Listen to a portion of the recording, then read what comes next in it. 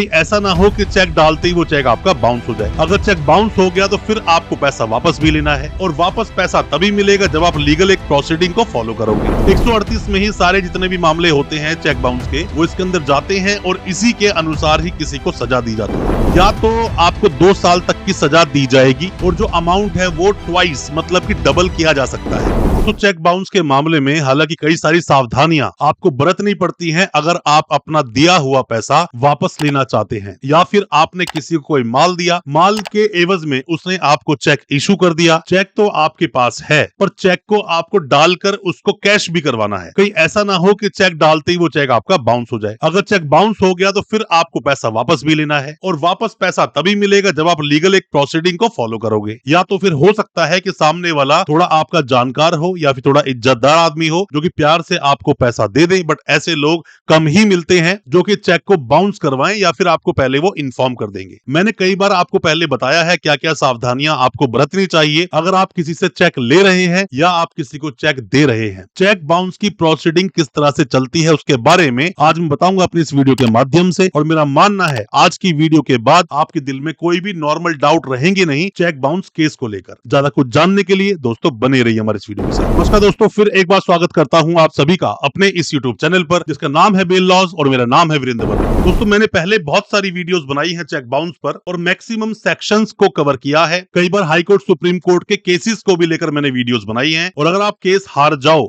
उसके बाद जो आप अपील करते हो, और अगर आप दोस्तों केस हार जाते हो उसके बाद जो रिवीजन में डालते हो सेशंस कोर्ट में, उस पर भी वीडियोस हमारे इस चैनल पर आपको देखने को मिल जाएगी। चेक बाउंस के केस में दोस्तों बड़ी सिंपल सी बात है। सबसे पहले हम एक्ट का नाम जान लेते हैं। The negotiable instruments act 1881। 1881 का दोस्तों ये एक्ट है जिसके अंदर अमेंडमेंट आए 2018 में। अब दोस्तों यहाँ पर आपने सेक्शन का नाम सुना होगा 138। 138 में ही सारे जितने भी मामले होते हैं चेक बाउंस के, वो इसके अंदर जाते हैं और इसी के अनुसार ही किसी को सजा दी जाती है। क्योंकि इसमें सजा का प्रावधान है इसीलिए 138 के नाम से आप इसको जानते हो। 138 सेक्शन दोस्तों क्या बोलता है? ये बोलता है डिसऑनर होना किसी भी चेक का, इनसफिशिएंट फंड हो, या कोई भी ऐसा रीजन हो सकता है जो भी आपके अकाउंट में चेक को प्रेजेंट किया, अगर वो बाउंस होता है तो 138 सेक्शन में वो गवर्न होगा। अब इसमें दो बातें दोस्तों लिखी हैं क्योंकि यहाँ सजा की बात करता है। या तो आपको 2 साल तक की सजा दी जाएगी, और जो अमाउंट है वो ट्वाइस मतलब कि डबल किया जा सकता है। अगर आप केस लड़ रहे थे 3 लाख रुपए चेक बाउंस का, तो उसे 6 लाख रुपए तक किया जा सकता है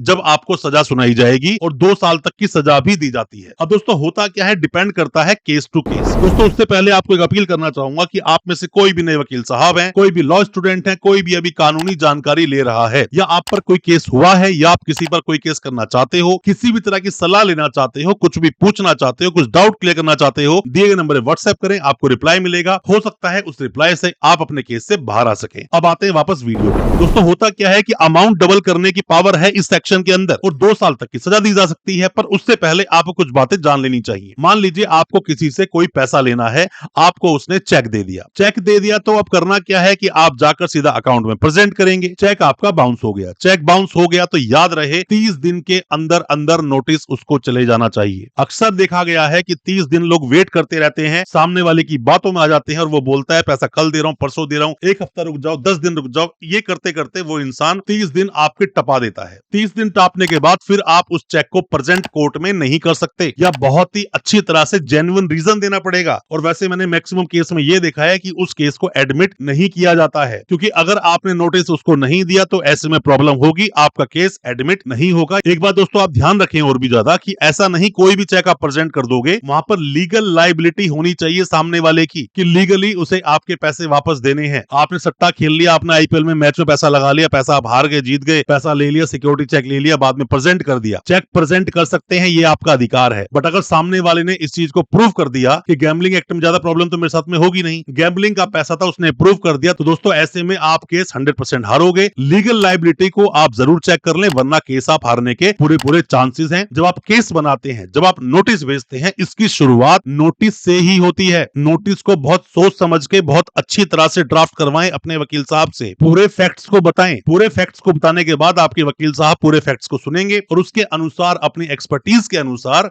वो वहां पर आपका नोटिस तैयार करेंगे, क्योंकि नोटिस ही सबसे पहला पिलर होता है आपके में चेक बाउंस के केस को चलाने के लिए। यहीं पर दोस्तों बात आती है नोटिस भेजने की। तो नोटिस भेजने के लिए हालांकि आप अपने वकील साहब के पास जरूर जाएंगे, पर ऐसा जरूरी नहीं है। वो नोटिस आप खुद भी भेज सकते हैं। जरूरी नहीं है कि नोटिस को आप किसी वकील साहब के द्वारा ही भिजवाएं। पर ये तो कुछ इस तरह से दोस्तों बात हो जाती है कि आपको जो चीज नहीं आती वो खुद करेंगे तो कमियां हो सकती हैं, कमियां निकल सकती हैं। चेक आपका बाउंस हुआ, जो रसीद जो साथ में आई है बाउंस की, उसको अपने पास आप जरूर रखें। वो बहुत काम की चीज है दोस्तों। और जो आपने नोटिस सामने वाले को दिया, व्हाट्सएप से दिया, तो हो सकता है कोर्ट आपसे 65B का सर्टिफिकेट मांगेगा। और साथ में ही अगर आपने उसको बाय पोस्ट दिया तो पोस्टल स्लिप मांगेगा। तो ये जो भी कोई प्रोसेस होगा जिससे आप नोटिस दे रहे हैं, उसे अपने पास संभाल के रखें। अब ऐसे में सामने वाले को आप देते हो 15 दिन का समय कि 15 दिन के अंदर अंदर पैसा आप लौटा दें, या फिर मैं इस केस को प्रेजेंट कर दूंगा कोर्ट में, फिर आपको कोर्ट में इसको फाइट करना होगा। 15 दिन के अंदर अगर वो रिप्लाई आ जाता है तो ठीक, नहीं आता है तो 30 दिन का समय फिर से आपको मिलता है अब कोर्ट में केस को प्रेजेंट करने के लिए। तो अगर 30 दिन में आपने कोर्ट में केस प्रेजेंट नहीं किया तो ये सारी प्रोसीडिंग खराब हो जाएगी, कोई फायदा नहीं। क्योंकि इस मामले के अंदर चेक बाउंस में खास करके टाइम की बहुत ज्यादा इंपॉर्टेंस है। समय का ध्यान रखें, थोड़ा भी लेट करोगे तो आपका केस कोर्ट में डलेगा नहीं, कोई फायदा नहीं। फिर चाहे किसी भी वकील को आप कर लें, ऐसे में बात बनेगी नहीं, सामने वाले की बातों में ना आए। और इन समय का जो मैंने आपको समय सीमा बताई है, इसका विशेष रूप से ध्यान रखें। कहीं ऐसा ना हो जो पैसा आपको वापस लेना है सिर्फ आप वकील साहब को कर लें, पैसा भी भर दें, उनकी फीस भी दे दें और पैसा कभी आपको वापस ही ना मिले। इन बातों का विशेष रूप से आप ध्यान रखें। दोस्तों कोई भी किसी भी तरह के सवाल आपके दिल में है, कुछ भी आप पूछना चाहते हैं, दिए गए नंबर पर व्हाट्सएप करें, आपको रिप्लाई जरूर करेंगे। हो सकता है हमारे किसी रिप्लाई से आपकी कोई मदद हो सके। बहुत बहुत शुक्रिया दोस्तों, धन्यवाद हमारी इस वीडियो के साथ बने रहने के लिए।